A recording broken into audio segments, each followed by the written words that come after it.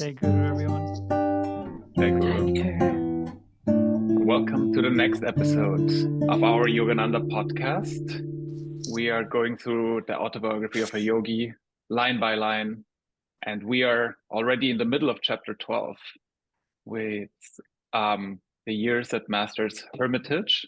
We are actually in part 2 of chapter 12. So in the last chapter, Guruji arrived there, and now we get a bit more of a description of the building and about Sri Yukteswar himself, who we haven't heard that much about in the book so far. But first, how is everyone doing? I see Chris is in an interesting location again. But how is everybody? Yeah, I'm currently in Peru, Lima, and it's currently Friday, so I'm going to look forward to try to find some SRF devotees in Lima. I'm going to be here for a few weeks and then off to Cusco for 4 weeks. So hopefully Cusco is quite big. It's 400,000 people. So I'm hoping to find some SRF devotees there as well. Do some meditation on Sunday. Looking forward to it. So shout out to anybody in Peru that's listening. Yeah. Did you check online if there's a center in Lima? I literally booked this, as maybe Mike, on Saturday, arrived on Sunday, and I've been working Monday to Friday, so I haven't stopped to check, but I'm looking forward to meeting some SRF devotees in this country. Fantastic. Yeah, I really like Chris's lifestyle, and I hope you will meet many interesting devotees over there in Peru. I've been there last year in Lima and also in Cusco. I found it fantastic, but I was more there on a short touristy trip. I didn't go to any centers, SRF centers. Yeah. A quick search has shown me Lima in Peru, so I'm going to email them right after the show. Yes. Yep. I hope your Spanish is good. No. Hablo portugués e inglés. No, español. There you go. That will do. Yeah. All right. So yeah, we're already in the middle of chapter 12, and as in this part, Guruji describes the building of Sri Yukteswar's Hermitage, and he goes into great detail about it. He describes every aspect. So as a reader, you can really imagine what this place looked like. He says like it has a flat gray roof, and he says that it looks like large and ancient, well built. So I imagine thick walls, and he also talks about the trees in the backyard and a balcony, a balustraded balcony that made me think of like a villa in Tuscany or something like that. Priyank? What is its condition right now, Mike? Especially when you last went. I went there last in 2012, and so what was the deal there? I think there was one of the relatives of him own it, and they are happy if you prearrange to show YSS devotees around. And what I remember from memory is you went in, and then there was a courtyard that had some plants, and it was like maybe like a square property that had like the building was like on the sides, and in the middle there was a courtyard, and there was a little statue, I think, of, I don't remember 100%. Was it Lahiri Mahashai? You probably have much better, more recent memories, Priyank. Well, no, the reason I ask you is because you're right, it's obviously owned by the family. But when I went just last month, it was in a very decrepit state. So the family has now moved out, and YSS has been allowed to purchase the plot. Amazing. Yeah, so now it's like an overgrown, very broken down building. But the good news is we've been told by Swami Vishwananda that after YSS procured it, now they're going to hopefully make a very big ashram there. And obviously you'll know that there's Sri Yukteswar Smriti Mandir is adjacent on an adjacent plot. But now they're going to rebuild the whole ashram based on their pictures and video footage, like Richard Wright's video footage when Paramahansa Yogananda went there in the 1930s. And so they're going to rebuild it as it was back then, as it's described here. And Amazing. They're going to but apparently when the family had, while they owned it, they actually demolished the original building completely and built on top of it. But the existing foundations were still there. Now, even there, they're now even there now. So what they're going to do is build using those plans and those foundations, and also relocate a lot of the bricks that are in the foundations to different parts of the building. So then it retains some of that Sri Yukteswar vibe. Amazing. Yeah, it's funny how sometimes, you can tear down a building, but if the idea of the building is still strong, then it might even come back at some point. And now I find that great that they will restore it. And that's another, I don't know when they will be finished, but it's another reason to go visit India, to go to see this. Yeah.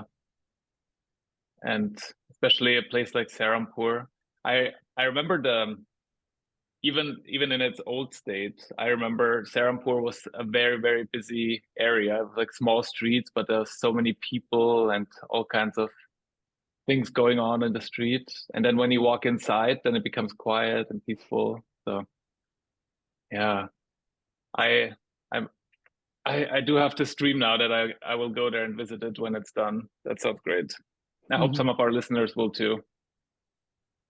Yeah, it's a great place. It has I think it's not that far from Dakshineswar ashram, right? I think you can do it probably like in an hour or something to get over there.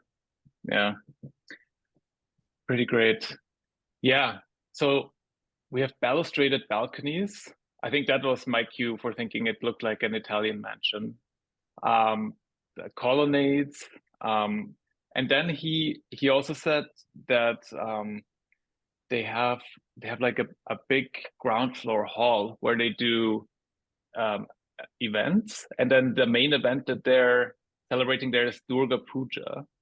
And I've heard of Durga Puja before because I got a friend who's Bengali, and she told me about that once, that this is like the biggest festival in Bengal, where it is a religious festival, but it's like a fair. You have like booths that sell food everywhere and all kinds of parades.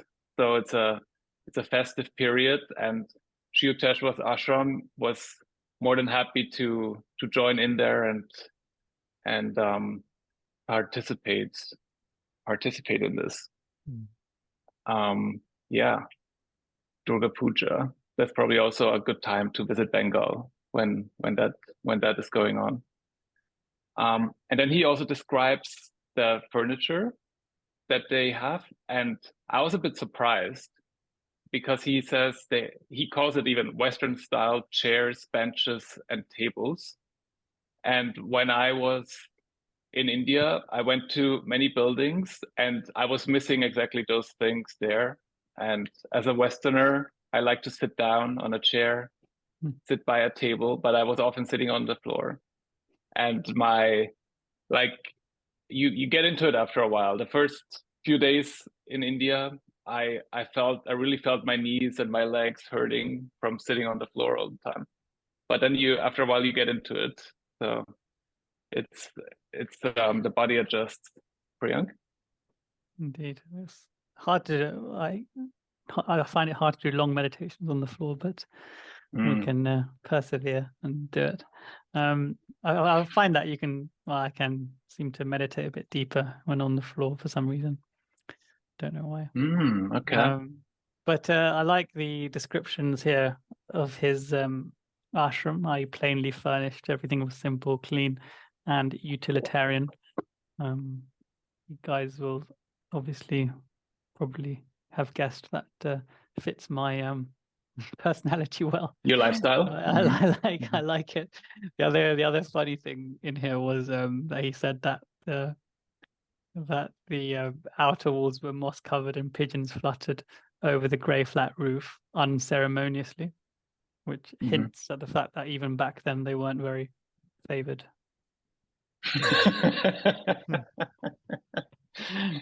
Yeah, he took a stab at pigeons there. Yeah, definitely. That's funny. Yeah. Also, when he describes those, Chris, do you want to go first? Yeah, maybe you're just about to say it, Mike. So I don't want to take the wind out your sail about the No, trees. no, go for it. Yeah. No.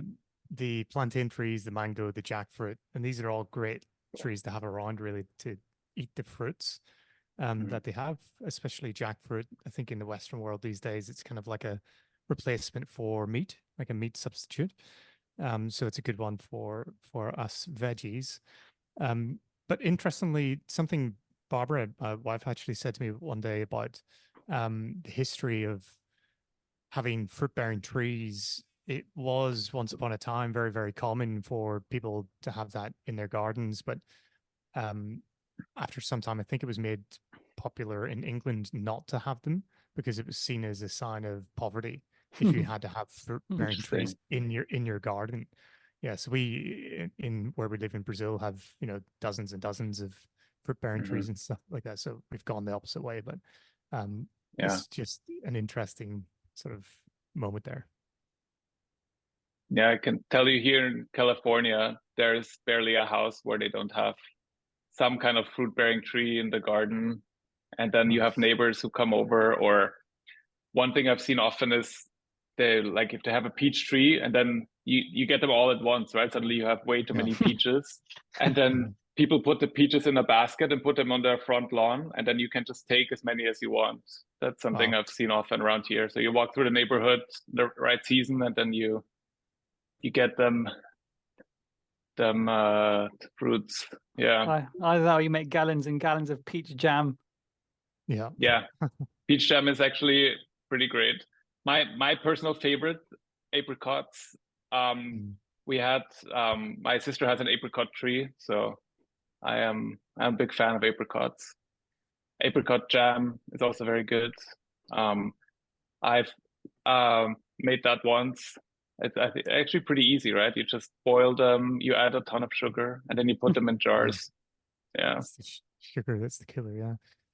Yeah. Why I think this is very Sri Yukteswar-esque, let's say, is that he, in the great book, The Holy Science, says that we are frugivores, right? So that we actually have a tract in the digestive tract that is actually more beneficial or to eat fruits. And so he's maybe living by what he preaches here. And you know, he's got these 3 great fruit trees in his own garden. One thing I find funny is that I eat jackfruit a lot, but mostly like as this hipster style meat substitute where they make like pulled jackfruit and stuff. But I've never had a raw jackfruit in my life. I don't even know what it tastes like. I've seen what they look like, but I've never cut one.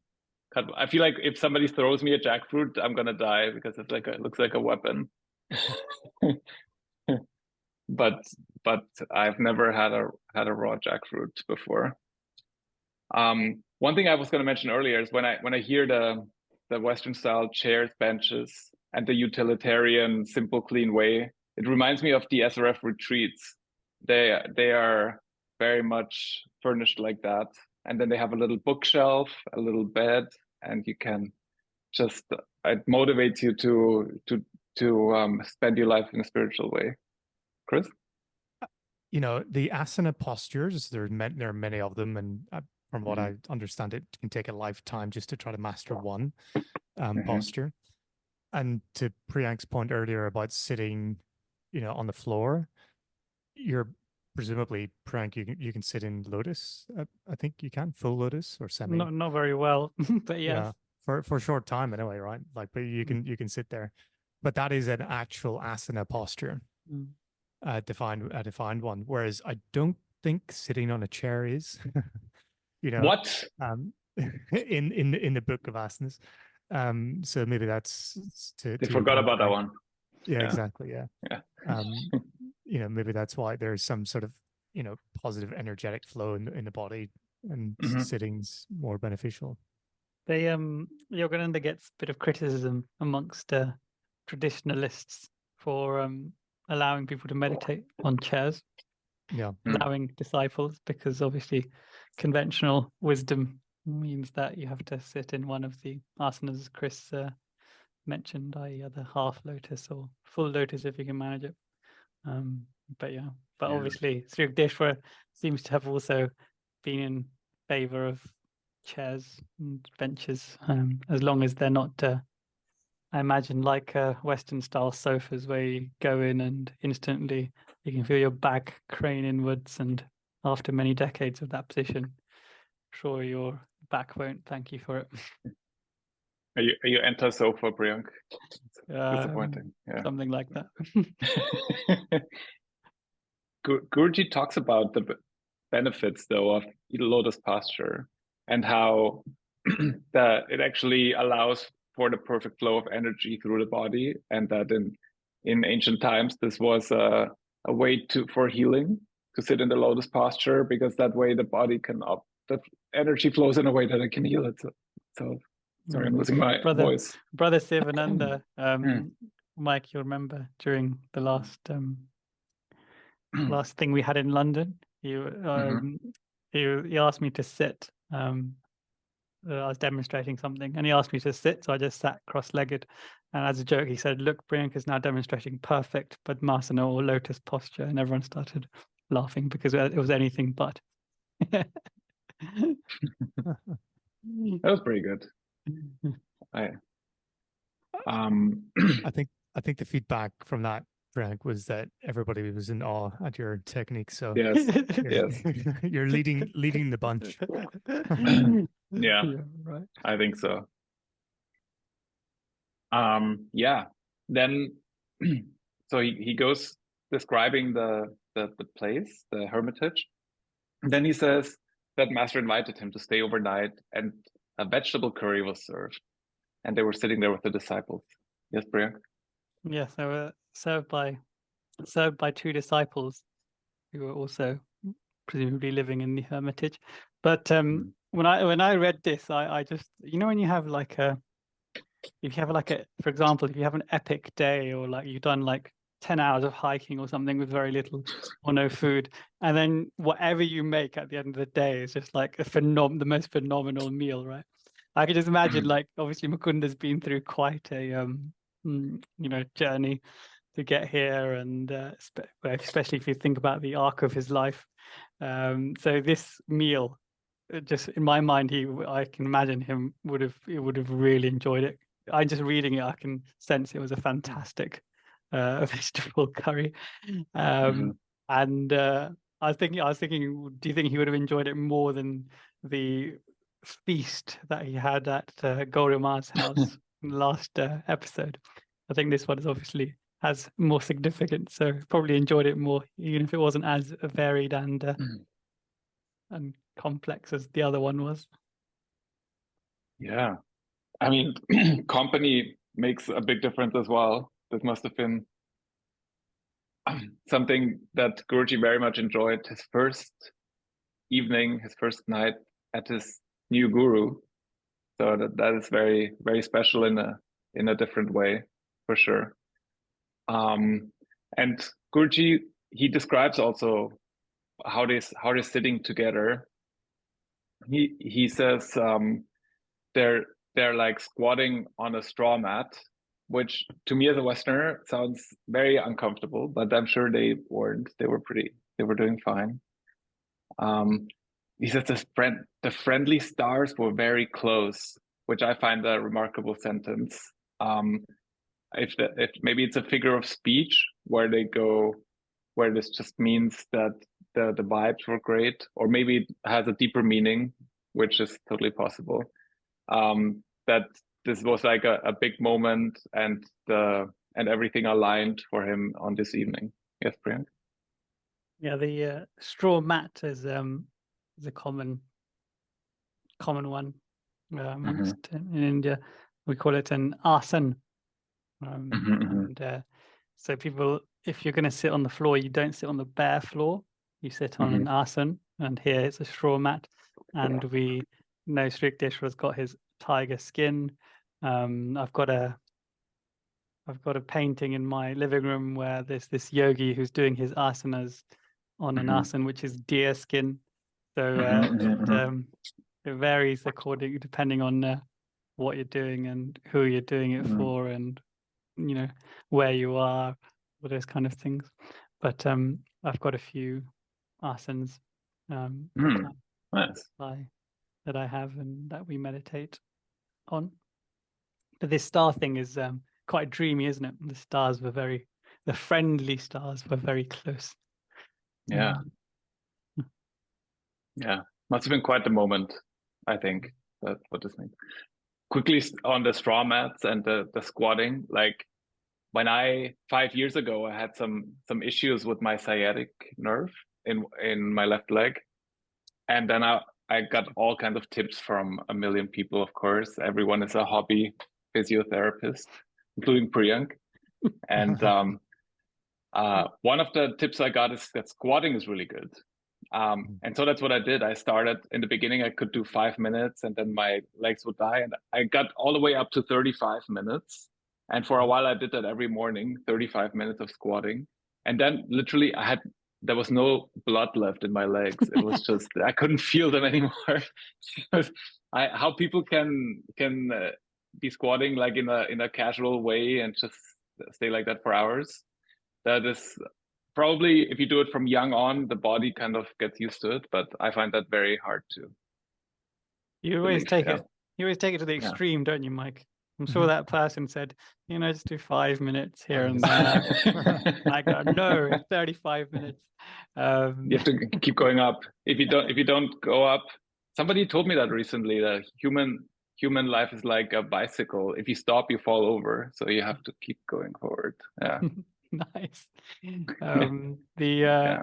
I've also when I went to an ashram that had an office in India once, and I wanted to see how their tables and chairs were, and they had a very interesting setup. They had really low level tables, like maybe 2 feet off the ground, and they had these office chairs like this, but they were like 10 centimeters off the ground, so they could move around. They could sit cross-legged on the floor and still move around and talk to each other, but they were all like, so if you stand up in the office, you can just see the tops of everyone's heads and their desks as you look down upon them like giants. That's the Indian version of the office chair. I like that. Yeah. Like, did you ever, like, when you want to sit cross-legged on an office chair, what I find annoying is the armrests. They're like in the way, right? So you should somehow make them in a way you have space to. You need fancy ones. My armrest flips to the side. Oh yeah, okay. Like this. Oh, you can't see. Okay. If it flips round. For the yogi mode. Yeah. Yogi mode. That's great. Beast mode. Yeah, I need mine has no armrest for that reason. Yeah. Nice. Yeah. I don't know why, but sometimes I like to meditate on my office chair. I just did works for me. Just did half an hour before this call, actually.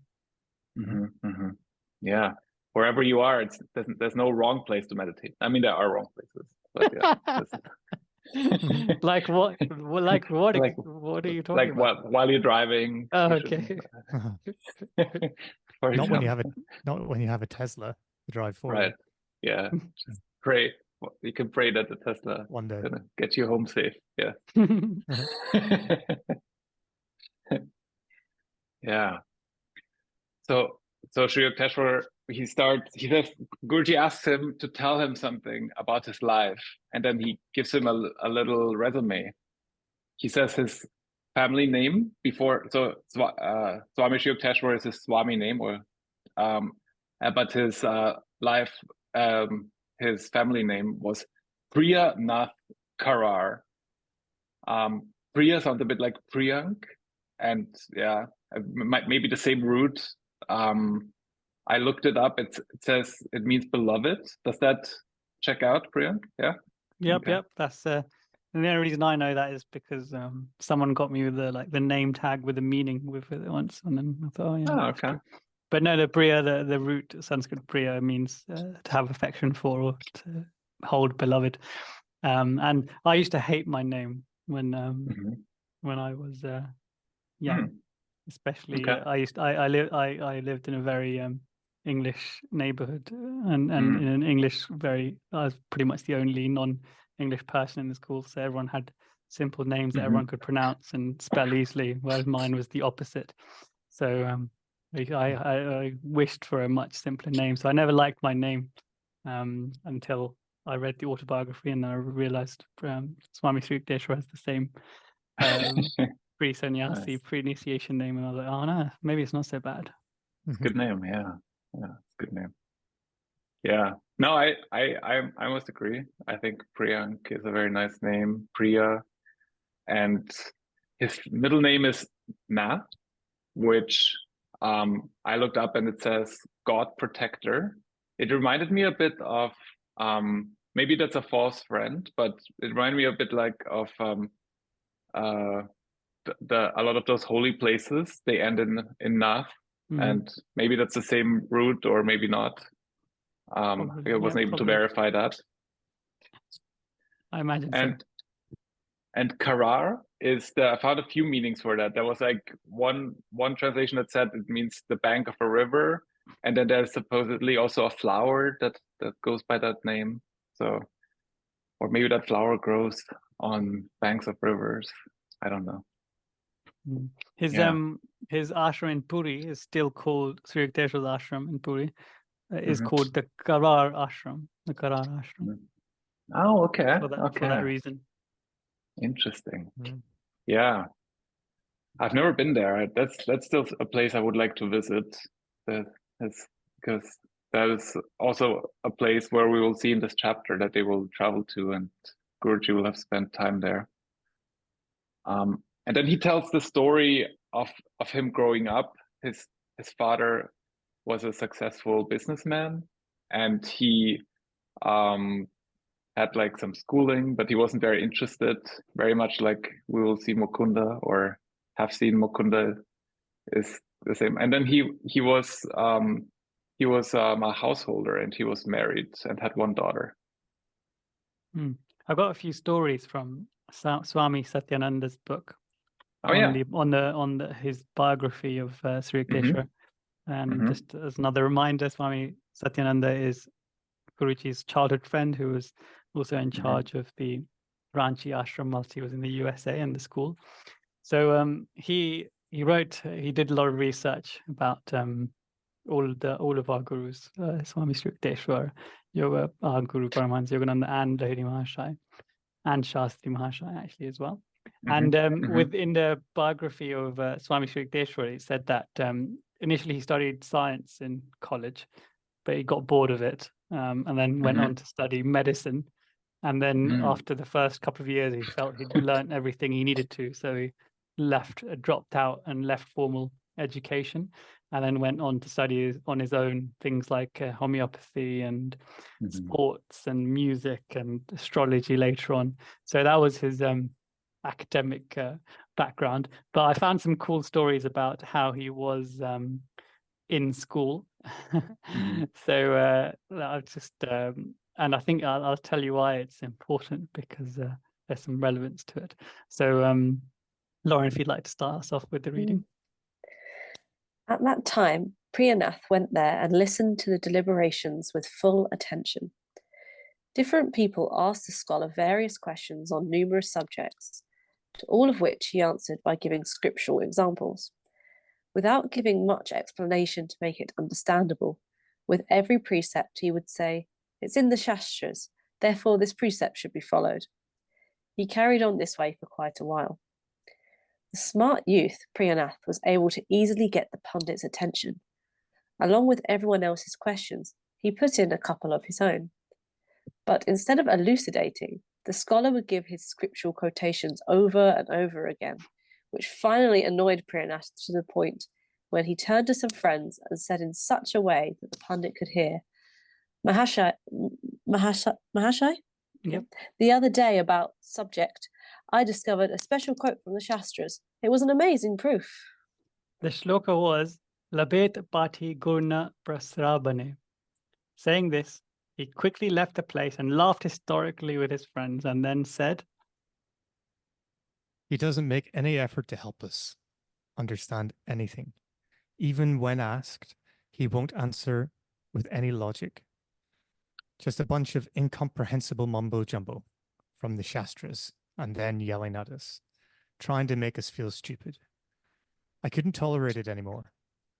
So I composed a sloka of my own and said it. It means you will attain that thing when you go around urinating on the road. His companions were rolling over with laughter. Over in the gathering, the scholar was quiet for a moment and then suddenly said, "What did you say? What sloka did you spout? Trying to make a mockery out of me. Why, you little rascal, I'll show you."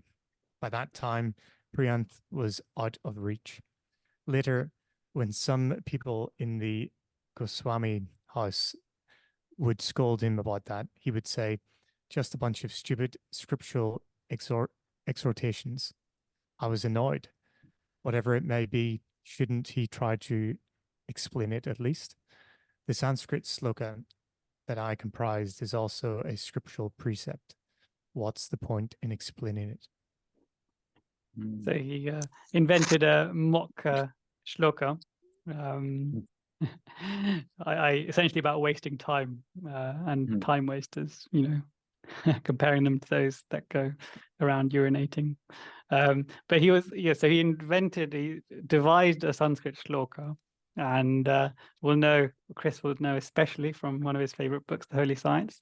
Sri Yukteswar, when he, after his Swamihood, he wrote a couple of books, and one of them was The Holy Science, and in that he has written his own and devised his own shlokas and spiritual texts, and then very beautifully not just quoted them and translated them, but he's then explained them. So that's one of the reasons why The Holy Science is such a nice book.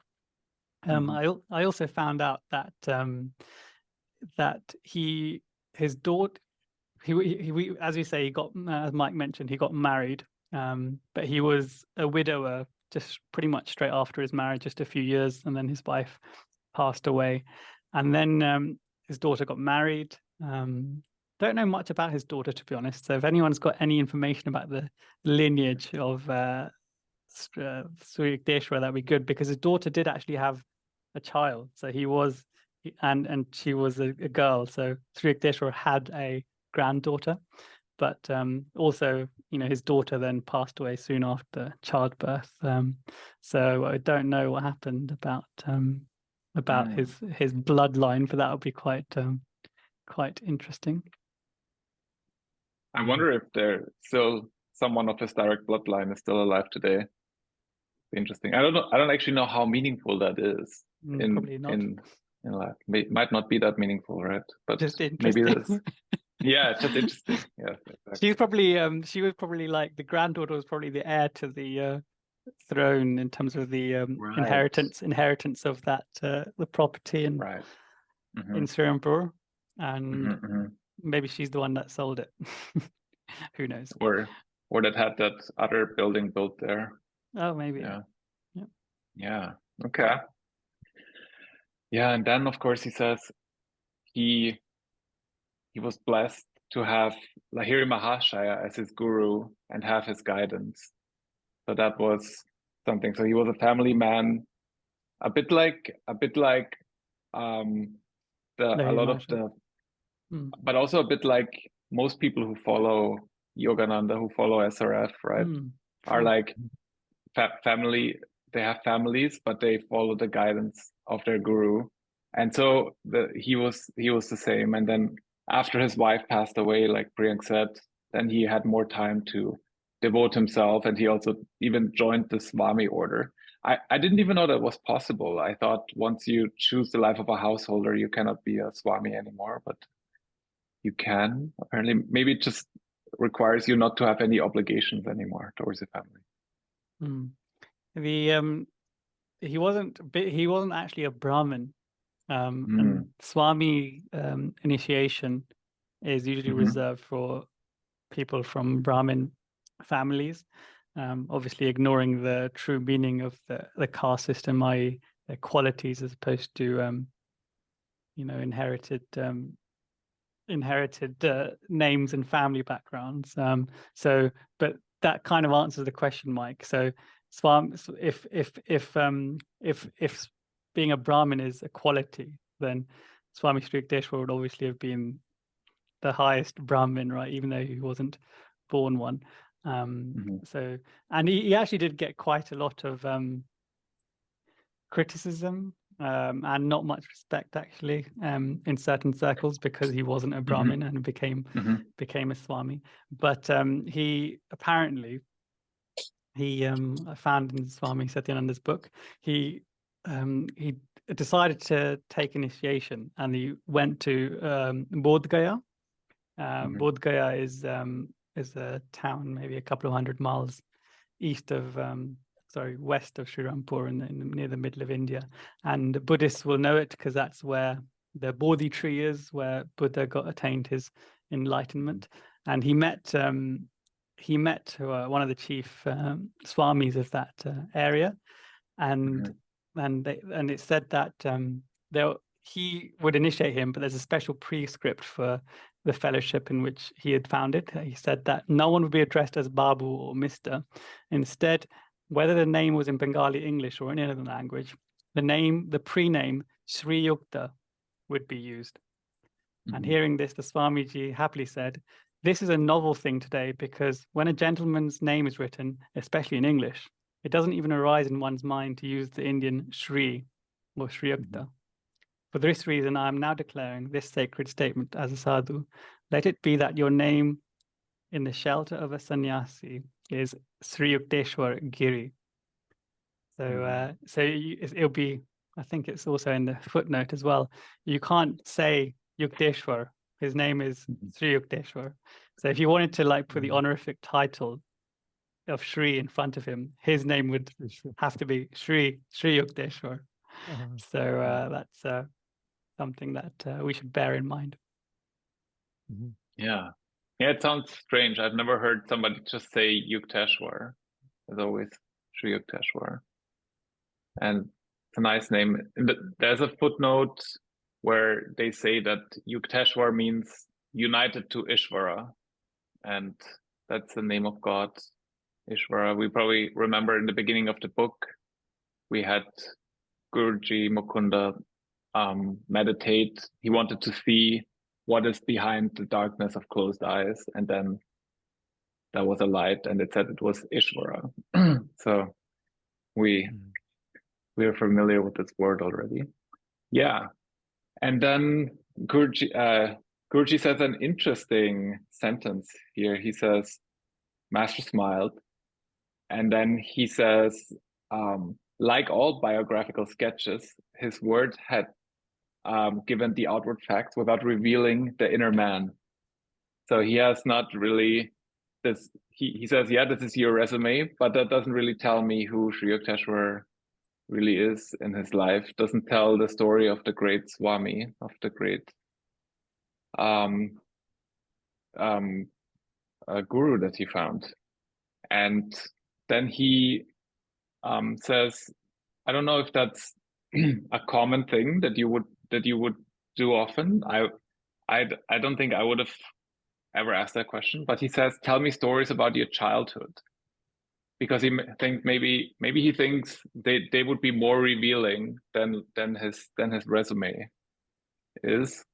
And Sri Yukteswar picks him up on it and goes like, "Sure, I got some stories. I got some stories I can tell you." And the first story is one that is very famous among SRF devotees. I heard that many times. I heard it many times during talks, because it has to do with fearlessness and the fearlessness of Sri Yukteswar. Yes, Priya? Yeah, going back to your point about that you wouldn't think to ask him about his childhood. Imagine you're just trying to uncover more, essentially get him to speak more.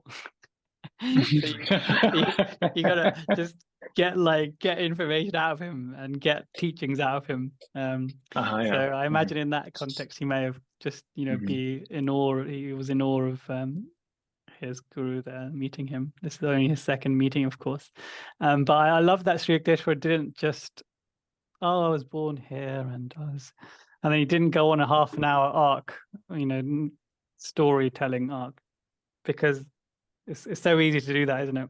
He just gave like a paragraph about his life, and he said, such are my simple annals, right? And then Guruji asked him essentially to elaborate more, stories from your childhood, and he doesn't then go even further into detail. He says, each one I'll tell you will have a moral.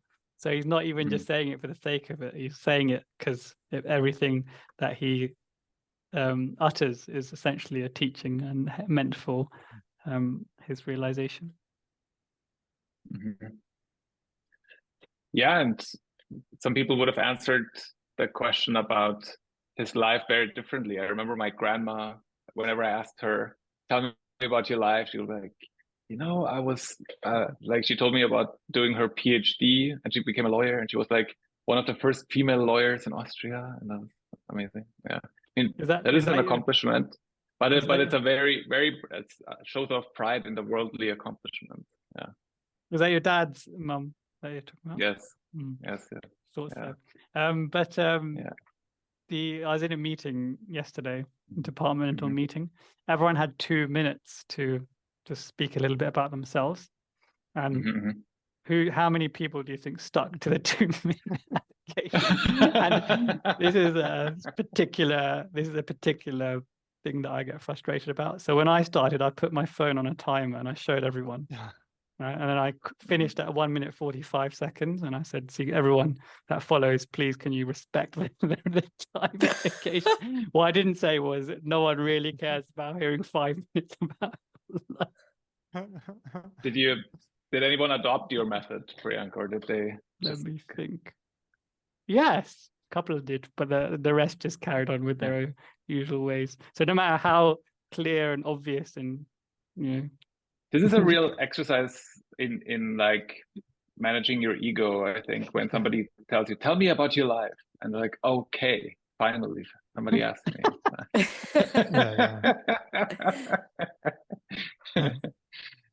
Yeah. Time to shine. That's right.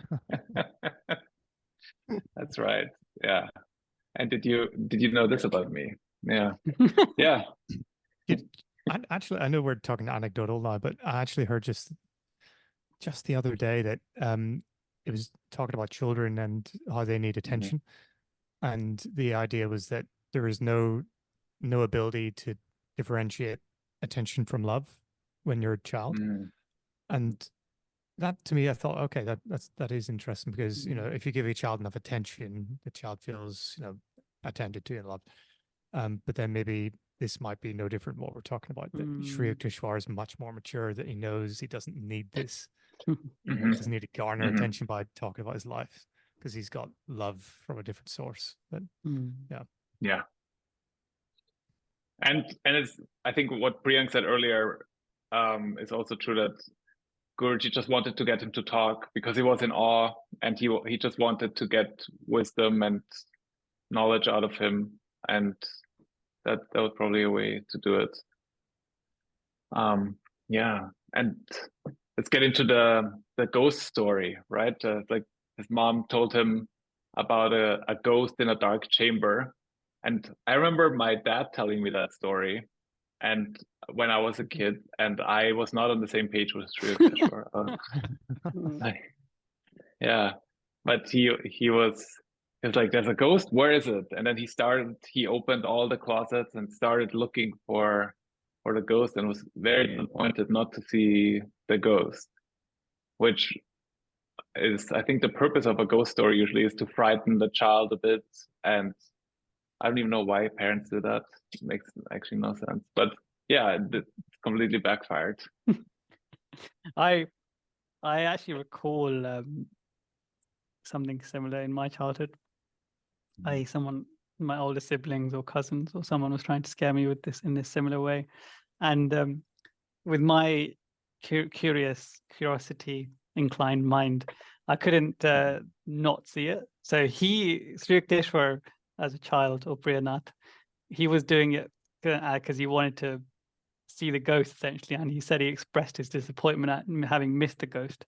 Whereas us, mere mortals like myself, when I did this, I was shaking in my boots, but I knew I had to just uncover it one way or the other. I needed to know if there was a ghost there, but I was horrified, as most of us would be when we're confronted with that kind of thing. Yeah, and that's a completely natural reaction, in my opinion. But Sri Yukteswar was a special child who, as an avatar, I feel like you don't really have to go through the same stages as a kid where you're frightened by everything, but he was fearless from the beginning. Yeah, should we go to the next story? No, we haven't gone to the moral. What's right, the moral? The moral is to look fear in the face and it will cease to trouble you. Yeah. It's a good moral, isn't it? Yeah. I wonder, is it something that's like become an actual saying now? This. I wonder if, at least amongst devotees, but yeah, it could be could have spread already. Yeah, I feel like it's like like when I read it, I remember it wasn't like this is a new teaching. It feels like this is a philosophy that has filtered into the mindset of the common man, and then through to me somehow. This I also have another story from the Swami Satyananda's book about something similar. So whenever he would encounter people claiming to have supernatural powers or being able to conjure up miracles, then he would then immediately go and see if it's true. So Chris, if you can find this out. So this is one such person that made some claims about his capabilities, and Sri Yukteswar's response. I used to often hear from his devotees and his disciples that every night their Gurudev would sit still in yogasana and in midair. After arguing back and forth, when those devotees began to spread the word of that event even more, one evening, being extremely careful, I silently lay down under the bed of the yogi, Sadaka Mahasaya. Sadaka Mahasaya. From time to time, I thought that it could be maybe his supernatural work was true. But since it was not possible to prove it in any way, let me satisfy my curiosity in hiding. At the proper time, the Yogi Bada entered the room, closed the door, and laid down. Time passed on. Staying completely quiet under the bed, eventually I became restless. Finally, I lost my patience and said, "What? You didn't float up in the air?" The Yogi Bada hurriedly got up and said, "Oh, you are right under the bed, you punk." No wonder my samadhi wasn't good tonight. After that, laughter exploded inside and outside. Fantastic. Yeah. It actually reminds me of a story I heard just last week, that one of the talks that we shared in the episode from last week, and I'll try to find it actually when I'm talking, but I think it was maybe Swami Ishtananda Yuri said it, was that Guruji, no, it wasn't him actually, I'll try to find the name, but Guruji was in the ashram, and one of the brothers had heard that a true avatar would not cast a shadow. And so the brothers were saying, well, if our guru was a true avatar. He wouldn't cast the shadow. And then so every time that Guruji would come out to see them and talk to them, the brother, this particular brother, was saying, right, I'm going to look for the shadow this time. And every time, day after day, this went on for weeks, he would forget. And then eventually he thought to himself, well, this isn't a coincidence that I keep forgetting. Why is it that I keep forgetting? Obviously Guruji has something to do with this.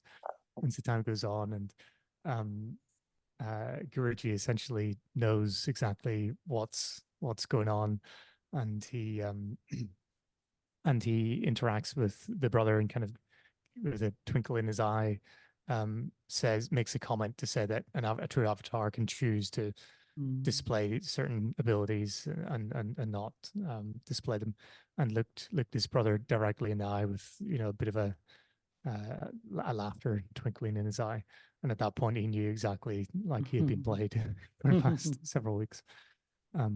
I'll get that story because it's a lovely one, actually. Maybe link it in the description. Yeah, I've heard it a couple of times. It's a nice one. Yeah. There seems to be also an ability by avatars sometimes to make you forget something in the moment. There's a story, a funny story that we will hear later from Swami Sri Yukteswar about this, and Babaji. Go to the next story. Oh yeah, Lauren. Before we go on, just on fear, it just came to my mind to look in the Bhagavad Gita, because one of my favorites, probably shouldn't have favorites, but one of my favorite chapters is chapter 18, and it's the qualities that make man godlike, and the first one is fearlessness. So I just thought I'd read just a couple of bits out because they're really lovely. Okay, it says, fearlessness is mentioned first because it is the impregnable rock on which the house of spiritual life must be erected. Fearlessness means faith in God, faith in his protection, his justice, his wisdom, his mercy, his love, his omnipresence. Fear robs the man of the indomitability of his soul, disrupting nature's harmonious workings emanating from the source of divine power within. Fear causes physical, mental, and spiritual disturbances. Fear ties the mind and heart feeling to the external man, causing the consciousness to be identified with mental or physical nervousness, thus keeping the soul concentrated on the ego, the body, and the objects of fear.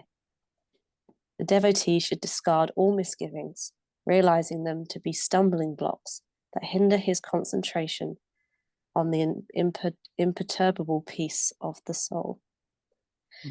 The devotee must strive even harder to divert his attention by infusion of his conscious mind with thoughts of courage. Further, and most important, he should confide himself completely into God's trustworthy hands. To be fit for self-realization, man must be fearless. Wonderful. So go look fear in the face. Yeah. It is one of those, I feel like there's a lot of things on the spiritual path that aren't like, there's not one thing you need, but there's multiple things. It's like fearlessness isn't everything, but without it, you're not going to get there, right? Yeah. Same with loyalty, and same with a few other qualities. Yeah.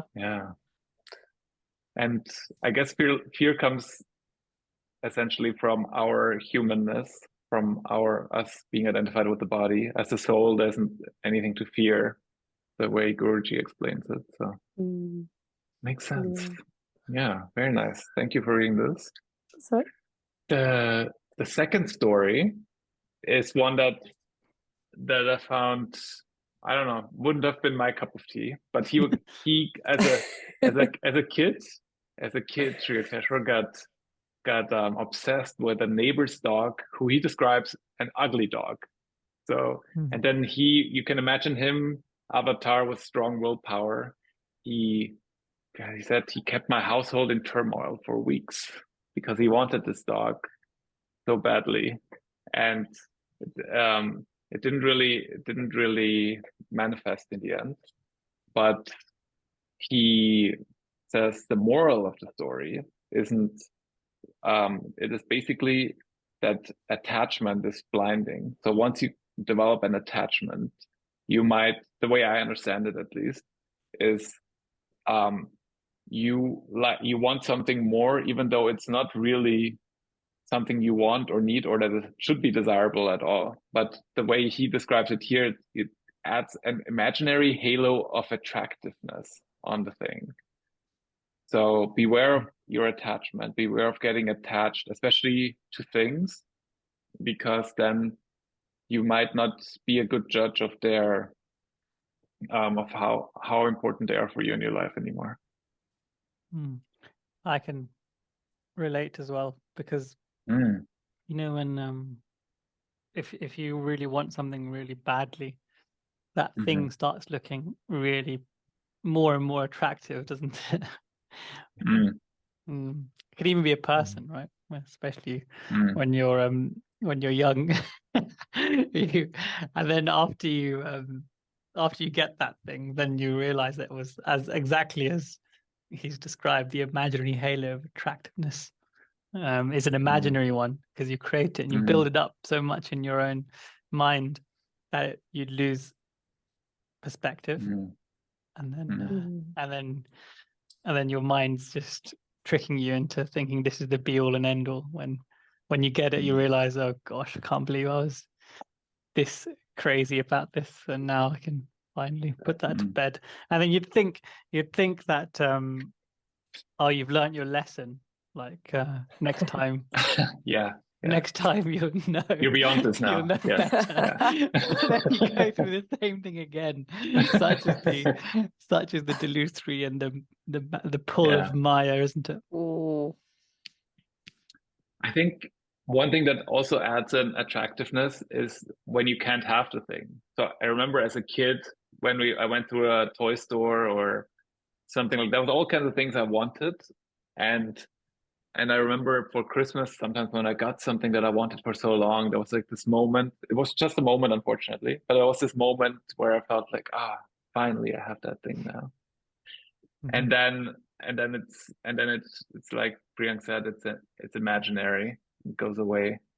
And now when you're an adult, I don't know if you guys feel the same way. Now you could buy all the things that you see in the store and stuff, and you know none of them will give you any joy, so you just don't go for it.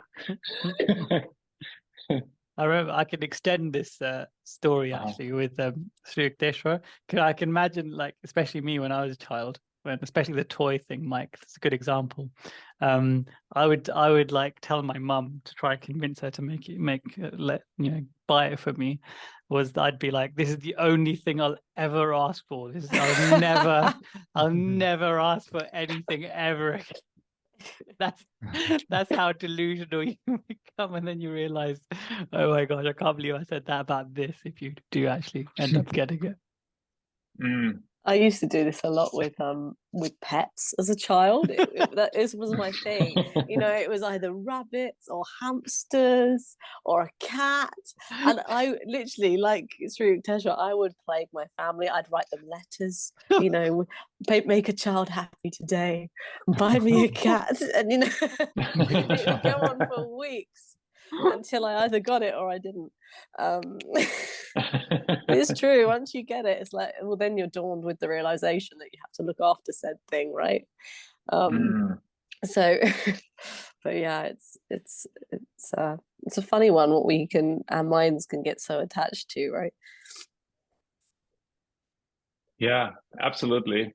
And it's amazing to read it in a book like this, that this is actually a spiritual principle that we should be wary of. Yeah. So I'm sure deep down we as an adult you kind of know this, but it's really good to know of this principle and keep on top of those kind of things in your life. Don't let them take you over. Yeah. Absolutely. And let's go to story number 3. Story number 3 I found interesting because it's a bit twofold. It's like it's like his mom, she gave him an advice, which I found interesting. We can talk about this. And then also he talks about how important it is to give smart, right counsel to children early on, because it is character forming for them. It really makes a big difference. Once someone is an adult, you can still give them counsel, but it might not be as useful or as fundamentally helpful anymore as it is for children. That's the point that Yukteswar here makes. And then the counsel that his mom gives him is that a man who accepts a job under anyone is a slave. And I don't know, I'm on a payroll at a company, and I think most of us are, right? So it is nice to not have that and to be an entrepreneur and successful. And but I never saw it that drastic. But I don't think it's something I would say I will prove this wrong here. I say, yeah, this is an interesting point of view. Yeah. You know, I'll never forget the day that my dad said to me, Chris, no matter if you're a successful businessman or a busman, you know, as long as you're happy. Because my dad would be a successful businessman, but his brother is a busman, you know, my uncle. And he just basically was saying the moral of the story is don't worry about any of that. If you're happy, that's the main thing. I don't know if I've actually enacted that truly to the extent that I probably should have, but it's a great lesson. There's a British saying that is similar to this, so it must be a British paradigm that his mum is parroting. So it's like I remember when I started with my company, and I was speaking to my school friends, and they said, "Oh, you work for the man," which essentially just means your basically life has snared you, and you now are just a pawn in the plan of, like, you know, society, whereas they're like outliers. Chris, like the song, all in all, it's just another brick in the wall. Right. Another brick in the wall is I think that was quite popular in, I don't know, late, what's it, 90s or something, that kind of concept. A bit rebellious. And he says that it left such an indelible mark on his life that even after his marriage, he refused all positions. And Swami Satyananda, in his book, in the biography, says that when his Sri Yukteswar's father passed away, his father had quite a lot of businesses, and Sri Yukteswar then naturally became, you know, in charge of all those businesses.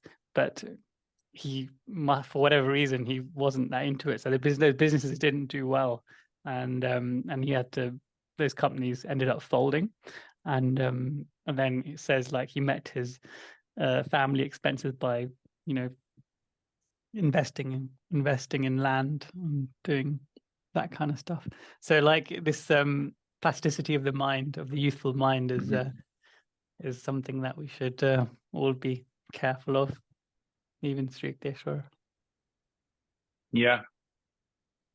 And I can identify with this. I remember there was a time when I took my parents' advice as gospel, and that is really something, even now that I'm older and I make my own decisions and everything.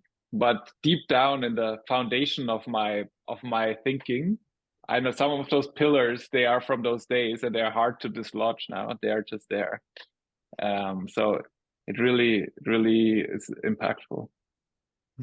It is an interesting subject, this in general, if you think of what Yogananda said about the subject of working. And he said enough on it, really, of substance that shows his perspective quite clearly, which is serve, be of service, and put God first, and have that channel be of service to your boss, to your company, should you work, and make that your highest goal, because we all have a place in time, in order to serve mankind. So that's his position on it. He doesn't say anything remotely like this, but simply put, he says, be of service to your family. If you have a family, make sure that you have enough coming in to provide for them. So, you know, it's a bit more agnostic as to exactly how you do that, as opposed to what's quite clear, you know, what Sri Yukteswar is telling him how he led his life. So circumstantially different, but Yogananda was quite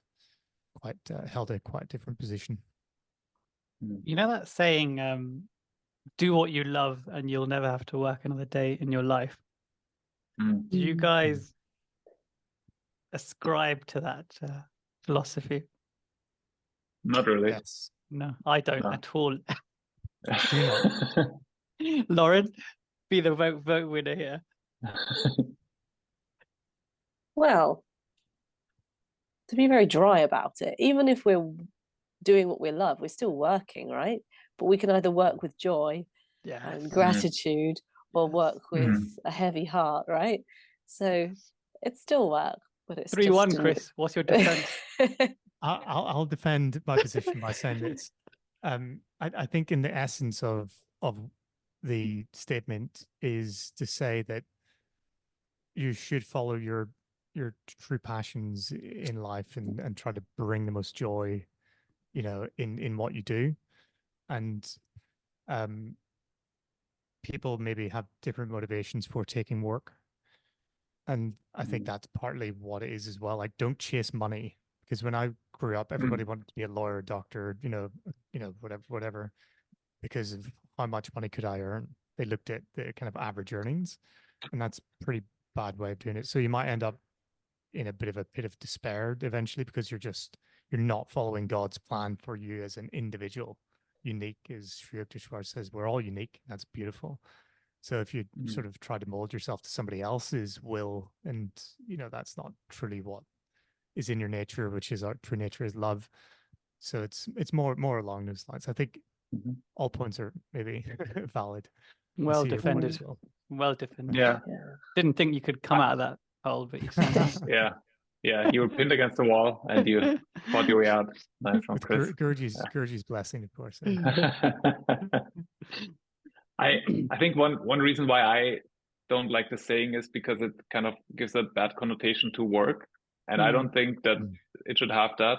I actually like working and I want to like working. If I'm in a place where I hate working, and then it's definitely the wrong place. But then when I like my job, then I'm quite happy to do work and enjoy it, because I feel like it's very good for your balance, your life, your everything. It makes you stronger, it improves your willpower and makes you happy at the end of the day. I think it also, that saying then gives an excuse to a lot of people that aren't necessarily doing what they would like to be doing, to not do it well. So that's one of my biggest gripes in the office, when people are moaning about their job rather than being positive and enjoying what they do. Because I think there's very, very few jobs out there that justify hate, justify you hating it or being completely miserable. The vast majority of the jobs are fulfilling a purpose, whether it's, you know, high and mighty, like, you know, in government, or whether it's sweeping the street. It's essentially doing the same thing, right? But it's all in your mindset and how you look at life and service and your highest duty, not to necessarily your immediate employer, but, you know, as a citizen in the kingdom of God. So I really find it hard when hearing negativity in the workplace, and this is one of the reasons why it's rife. Isn't the story in the autobiography when Guruji meets a butcher who's enlightened, and he talks to the butcher like, you know, hey, Mm, why are you doing this job? different book, Chris. I think Is that's it a different. That's Is it different. Yeah, I Was know it where di- you've okay. got that from. Yeah. So I've heard okay, that so I story. was going to say, is it different? Yeah, Different, well, different story. Yeah, if you know the story, but the I moral do. maybe there, where you do with God in mind. Yeah. But people don't do that in society. Is the thing. Yeah. Yeah, we should work for God, and that makes it changes the whole perspective. However, there's a fantastic talk by Mukti on self-esteem out on YouTube that you guys should watch.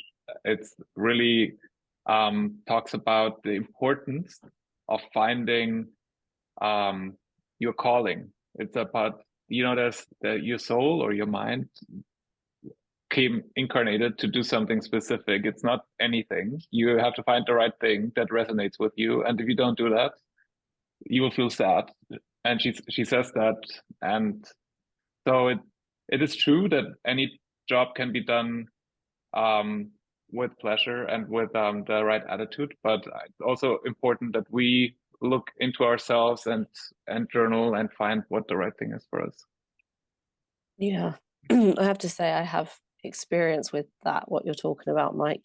For years I did other various jobs, and I was so disheartened by it. I obviously tried my best. I worked very hard, but I'd be going to work and I'd be crying in the toilet because I knew that it just wasn't what I was meant to be doing. I didn't know what that was, but I knew that what was out there, what I was currently doing wasn't it.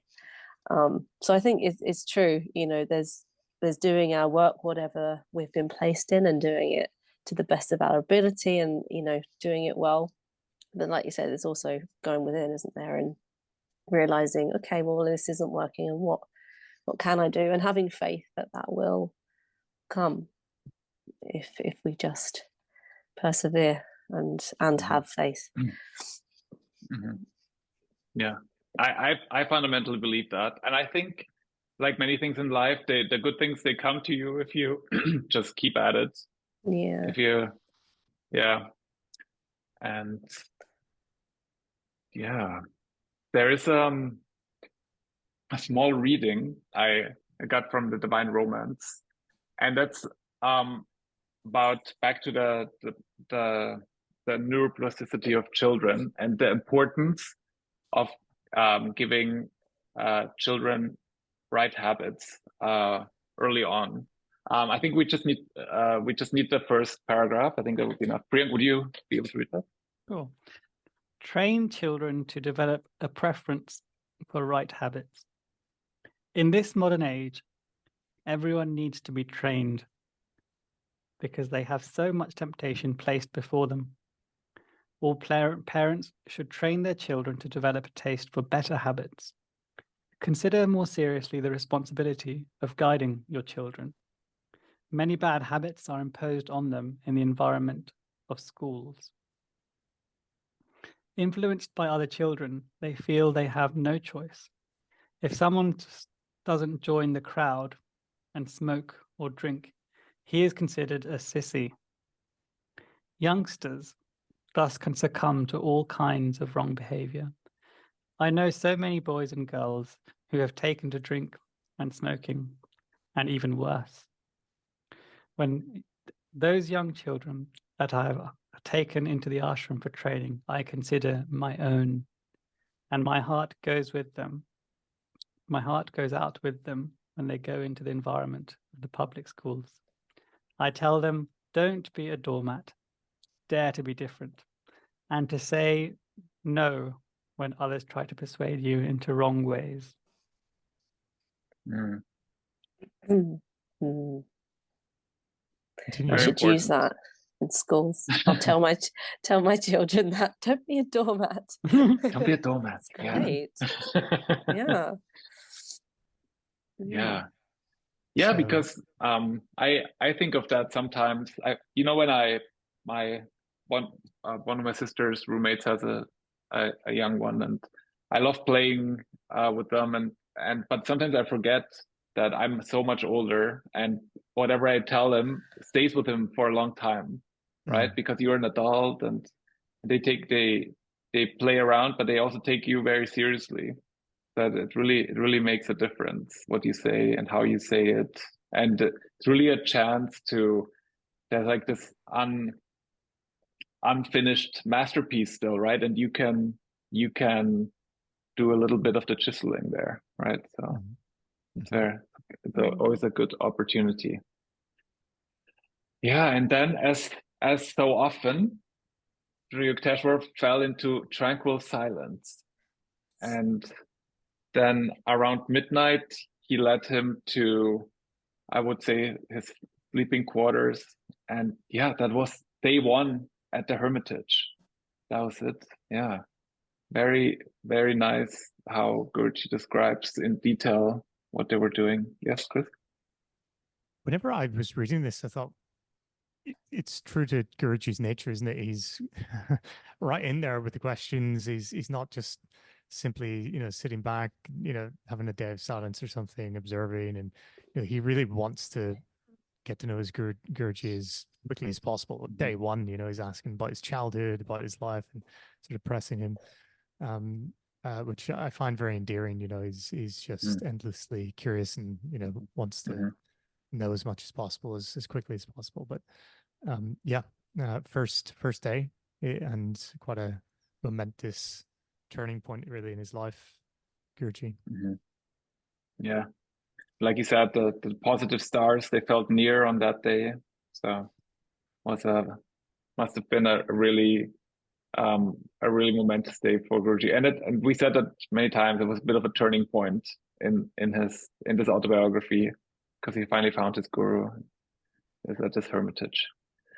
So this is the end of part 2 of chapter 12. There's many more parts to come. I think we split into 20 parts, so quite a bit more to come. Does anyone want to add anything, or do you think we've done justice to this part? Yes. All right, then I want to thank the listeners and the viewers on YouTube, and Jai Guru.